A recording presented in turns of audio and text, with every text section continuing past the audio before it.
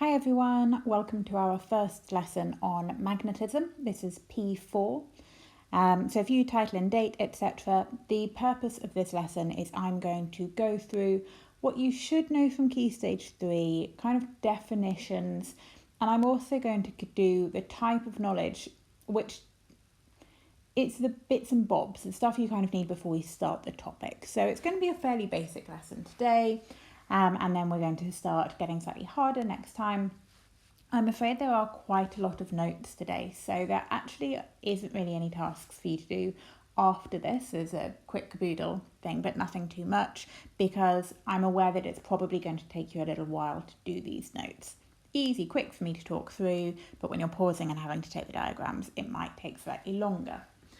So let's start off, shall we? If we were in school, I would have a magnet and I would have a paperclip. And I'd like you to imagine that the paperclip is tied to a piece of cotton and then tied to the table. And the magnet is held in a clamp stand above the table. So if you can picture that, you've got a magnet attached to a clamp stand, 30 centimetres or so above the table, and then the paperclip held on a piece of cotton but just loose on the table. I would then bring the paperclip close to the magnet and let go, and you'd see that the paperclip would obviously be attracted to the magnet and so would look like it was floating in midair, being pulled taut that piece of cotton, not quite letting it touch the magnet, but it would look like it was floating because it's desperately trying to get up to the magnet. So I'd be talking to you about, what's happening, what can you see? Obviously, when we're back in school, I will make sure we do this. It's just a really simple demo. So we say that the paperclip experiences a force, we can say it's a magnetic force, because it is in a magnetic field. Now, just a quick reminder, let's go back to P2 here. So think back to year 9. Magnets cause a non-contact force. So you don't have to touch a magnet in order for the force to act. And magnets do experience a force, but only when the object is close enough. So you don't have to touch, but they do have to be close enough. And we say when it's close enough, it's in a magnetic field. So you do need the definition of a field. A magnetic field is an area where other magnets or magnetic materials, and I've listed some here, iron, nickel, cobalt and steel, experience a force. Now here I've got two bits of information really. I've given you the definition of a field, but I've also given you the magnetic materials. It is such a common mistake for people to say that copper is magnetic. It is not. Copper is not magnetic. It is only those four really. So iron, nickel, cobalt, steel, just remember those as your magnetic materials. Okay, so there you go, definition of a field. Now, if I was to give you a bar magnet, and that's your classic magnet with a north end and a south end, what we would do in school, and again, apologies that we can't do this, but we will, I promise, is I'd give you a compass and I'd show you how to plot the field around. So you can use the compass to show you the shape of it just by following the arrows, basically. So here, we can represent the magnetic field around a magnet using field lines.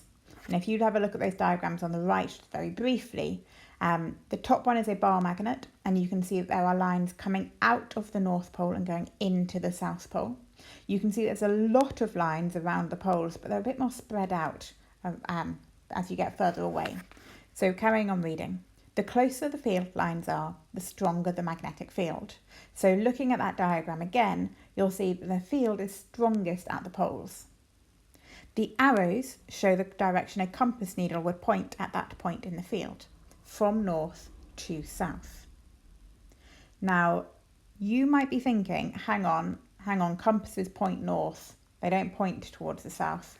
And later on in this topic, I will go into the difference between geographical north and magnetic north. It is all a bit confusing, but basically the geographic North Pole that we think of, that a compass points towards, is in fact, if you imagine the Earth's magnetic field, a magnetic South Pole. So when a compass points north, it's because it's pointing towards magnetic South Pole, which we call the geographical North Pole. Oh goodness. Anyway, so they're the key facts if you can get those down.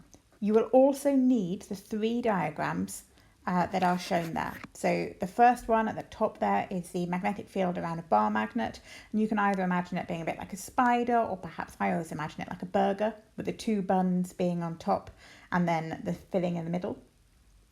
The bottom left, you've got two poles, a north and a south, which are attracting each other because they are opposite. And you can see the fact that the arrows come out of the north, just like they do on the normal bar magnet, and then they go into that south pole. So you get that really lovely loop being created. On the right hand side, you can see two north poles which are repelling each other. And you can see the lines come out of those north poles, but they never touch. Can you see the fact they're going up and they're avoiding each other, as it were? Now, if this was two south poles, the diagram would look exactly the same, except for the fact that the arrows would be pointing in towards the poles as opposed to going out. So the same shape, but just the arrows pointing the opposite direction. So please, can you get those down? Okay, the next bit we're looking at is how to make a magnet. And this relies on something called domain theory. So magnetic materials can be thought of as being made up from lots of miniature magnets called domains. In permanent magnets, like the normal bar magnets, these domains are all lined up. So if you have a look at the bottom right, you can see a little diagram there called magnetized. You can see all those little domains, all the arrows are pointing in the same direction. In magnetic materials, so things like iron, that aren't permanent magnets, they are just magnetic materials. These are normally all in different directions, but they can be aligned, and you can do that when you magnetize material. So again, we'll have a go at this when we get back, but if anyone has a magnet at home, I don't know if you have one, but if you do, find one. Find a piece of iron, like a nail, for example, if anyone has any nails in their shed. And if you stroke the nail, if you stroke a piece of iron, something that's not magnetic all the time, it just can be attracted to magnets, stroke it the same way, so right to left, right to left, right to left. Make it like you're a Bond villain and you're stroking your cat in your arms, you know, evil laugh optional there. You basically use another magnet and it can draw all those domains to point the same direction. So that's what that little diagram is trying to show you there. They are stroking a magnetic material with a magnet and they're turning it into another permanent magnet. So they're aligning all those domains. Now there are two types of magnetic material. You need to know about soft magnetism and hard magnetism. So soft magnetism is an example. Iron is a soft magnetic material. Soft magnetism is where it's easy to magnetize, so fabulous. You can get your iron nail and you can stroke it with your magnet and fabulous, you've made it into a magnet. But it also loses its magnetism easily. So you can lose magnetism by heating things up or dropping them. So if you'd spent all that time magnetizing your nail, if you then dropped the nail, it would demagnetize. So soft magnetism, quick to magnetize, quick to demagnetize. Hard magnetism is where steel is an example of a hard magnetic material. It is harder, takes longer to magnetize, but it keeps its magnetism. So those bar magnets that we'll use in class, or if you happen to have any magnets around your home, tend to be made out of steel because they keep their magnetism, the domains stay aligned. Now, next lesson, we're going on to electromagnets, which are magnets that we can make using electricity. And for those, we'll use iron, and that's soft magnetic material, because it's easy to turn them on and off. What you don't want is an electromagnet where perfect, you can turn it on and off, but if you use steel, it'll stay magnetic even after you've turned it off, which is a bit pointless. We want it to be able to turn on and off. But as I say, we'll look at those later. Okay, so they were all your notes. The next thing I would like you to do is to pick, let's say, 3 of these sentences.